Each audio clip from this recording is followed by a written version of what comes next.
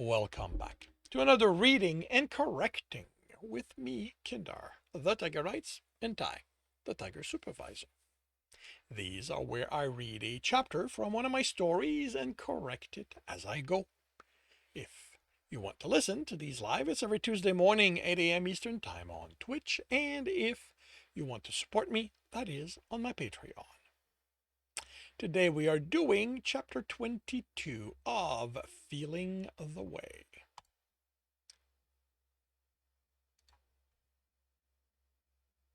The building is okay. No, wait. No. When he is recounting, it's past. Okay. The building was a four-story concrete affair in a mixed industrial and office park.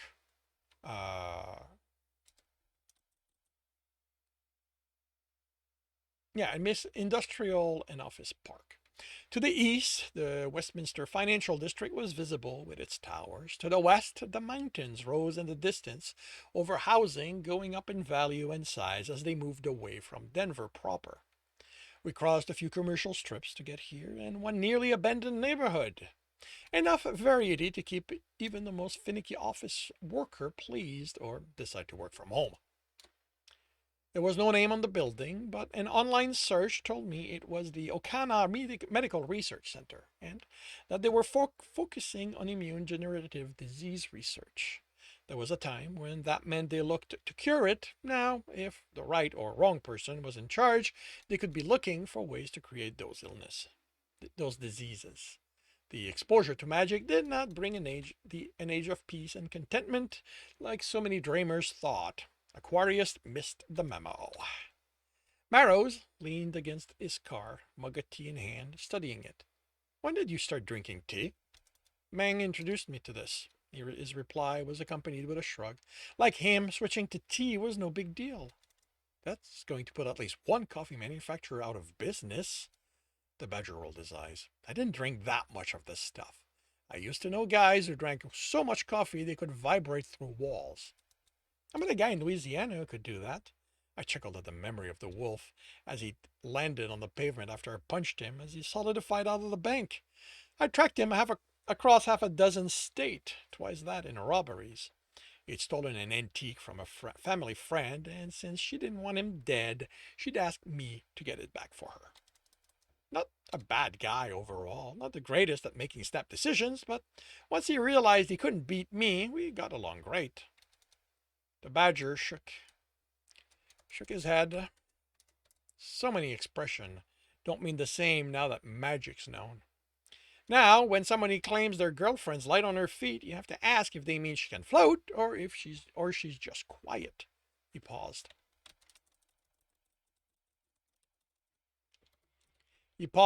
And even that could be magic. How are we doing this? I asked, nodding to the building. Cars were parked on this side. People came and went. I thought you'd just go, kick in the door, and punch people until they tell you what you want to know. I took my phone and looked through my contacts. I didn't have to. I know my family's numbers. I was making a point. What are you doing? Barrows asked with a smirk. Looking for someone better suited to that plan. What kind of body count are you looking to accumulate? If it's 0, you're shit out of luck. Even Whitney's going to drop at least one body in a place that size. If you want the place to still be standing, that puts wolves out of the running. Aaron might leave you people to talk to afterward, but he stopped traveling alone after the Yakuza nearly killed him 5 years ago. So you know the kind of guys he travels with. So it might be best not to call him in on this. The badger rolled his eyes. I get it. You're not the Orr to send in to kick asses and take names. You miss those days. I can still kick ass, Wyatt. Don't think otherwise. Took the stunner out of his holster and checked it. It's carrying a real weight that I miss. Satisfied, he holstered it and walked toward the building's entrance. I don't get that part. I've seen missionary fight, even kill. Why aren't you able to do it? I can kill, just not premeditated. We're about ensuring he has followers and protecting his flock. We're more of a harem. Don't mess with my story, the badger warned. In the process of defending, anything goes, so long as killing isn't the actual plan. I'm a little too proactive for that rule.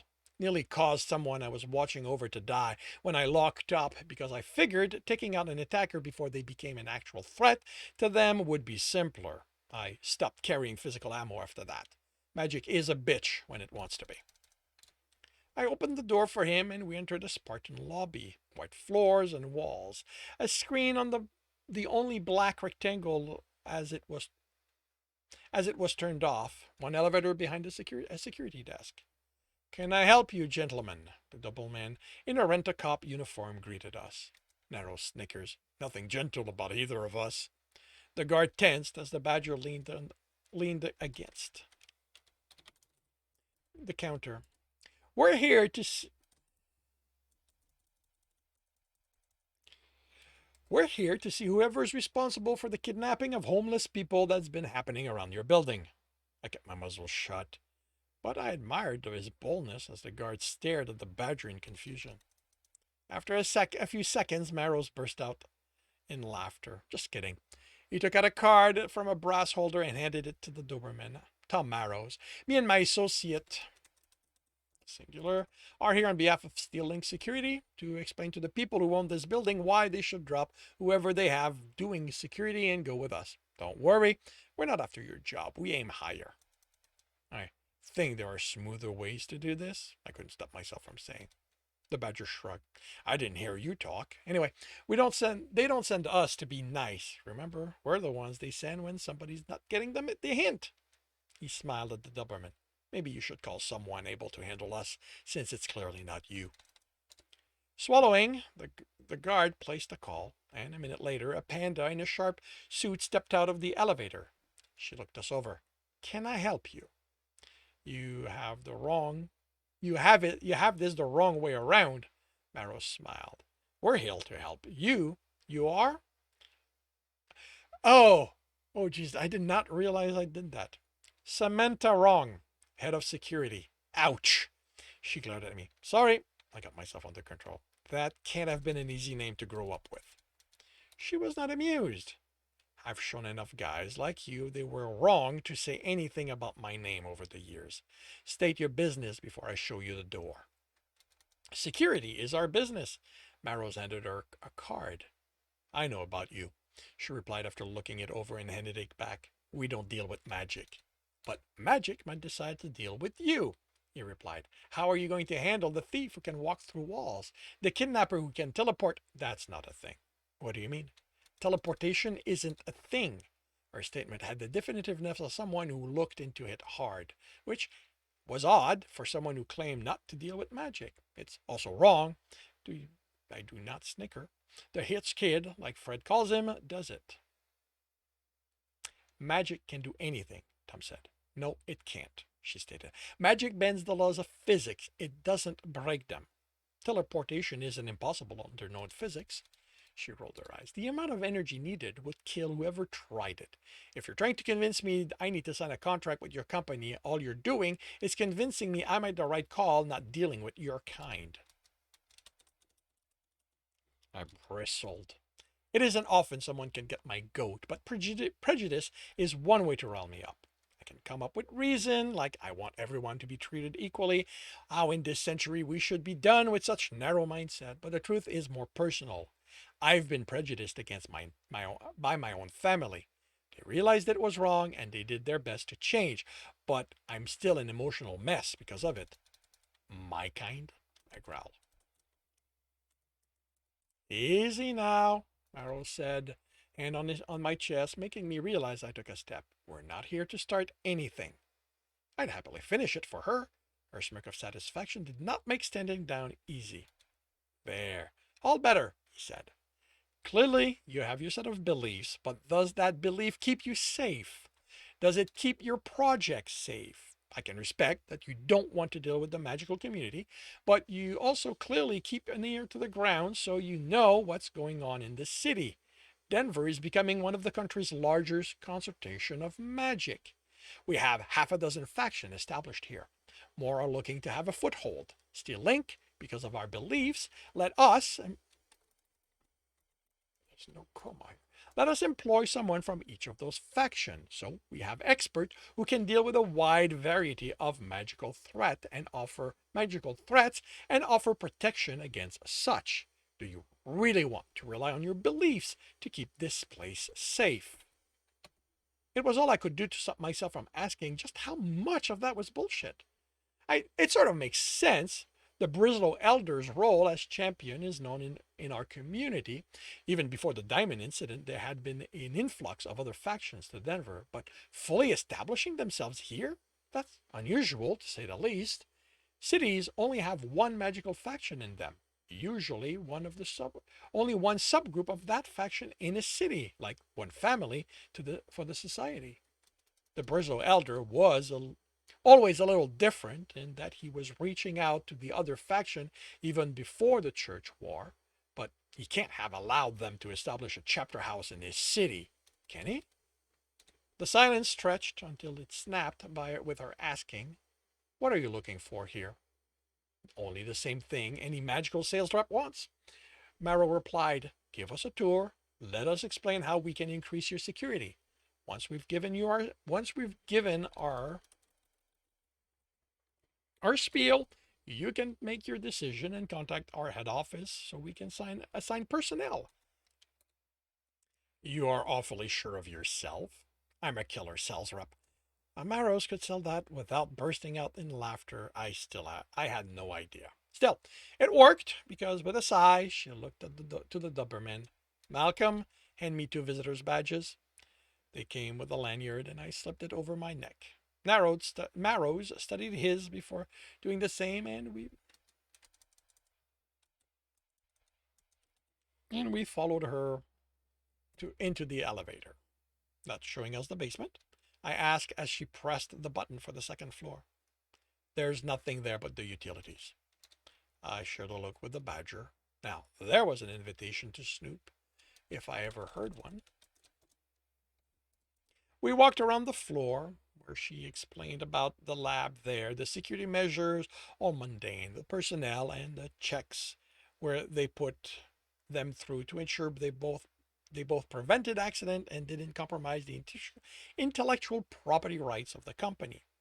The third floor was more labs, but with more stringent containment security here, since here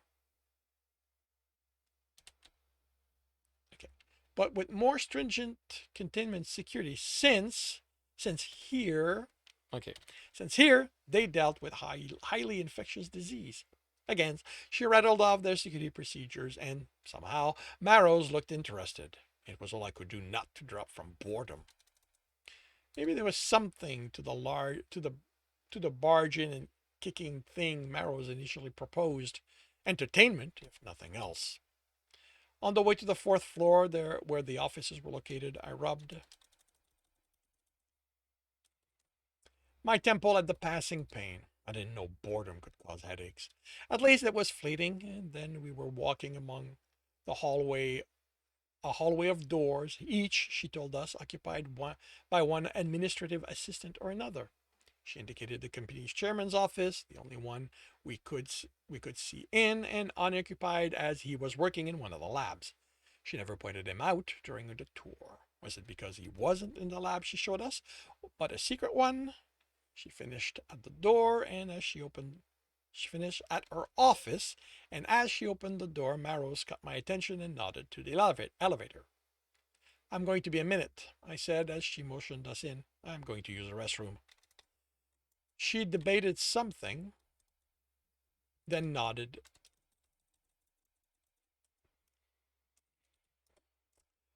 "On the left of the elevators." I saw them. I headed for them. I headed. Wait, did I stop? Okay, I headed for them, the first turn taking me out of sight. This floor had few cameras, since everything here was handled digitally. I took the elevator to the basement, wincing as the elevator started moving. Great. The headache wasn't. Whoa, what happened here?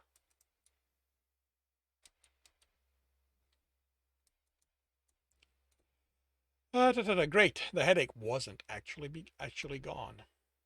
The basement was disappointing in that it was exactly what Wrong said it was. A furnace, an electrical panel to cause envy in every other one, more plumbing pipes than I ever wanted to see again, storage of equipment, no secret lab. Maybe we came at the wrong time. Maybe they only worked on the Vagrant at night or something, instead of having a hidden lab dedicated to it.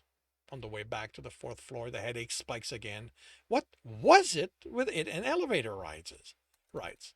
I opened my eyes before the door opened and stared at the panel. I don't know why, but... Are you getting off? A woman in a lab coat asked. Sorry, no, wrong floor. She shrugged and entered, pressing the button for the second floor and closing her eyes as the door closed. I winced in pain as the headache punched its way through. She exited on the second floor, and once the door closed, I looked at the panel again. There was something going on here. The headache always struck between floor 3 and 4. I went up, closing my eyes, and it barely registered before the door opened. I went back down, keeping my eyes fixed on the panel. Immediately, the knife planted in my head. The pain intense enough, I closed my eyes, but there was something there. I almost made it out.